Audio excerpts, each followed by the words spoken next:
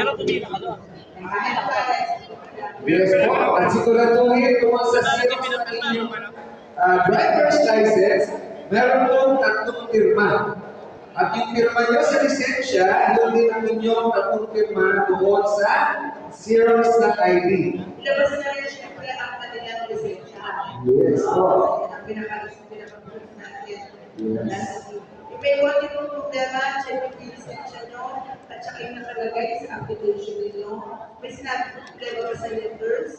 Yes ma'am, Punta lang sa akin at ako lang pupunta dyan. yes, pag may mga problema sa spelling, meron tayong help desk, tutulungan kayo para gumagawa ang mga certification at pipirmahan ko yung ating DSWD NCR at ni Mayor Hindi Ibrahim. na ako aalis dito, hindi na ako nasa kaya na ako maalis talaga ako kung sa gusto ko kayo makita. Ano bang problema masasolusyon ako? Yes po, thank you so much. Talagang ganyan po ka-hands-on ang ating Mayor para po sa ating pagbibigay ng cash relief assistance na galing sa Hindi ko lang DSWD. kaya gawin. Ako mga lang pinakaupo dito. So relax lang. Sige, papasaya. Papasaya natin ang pagkakintay tayo.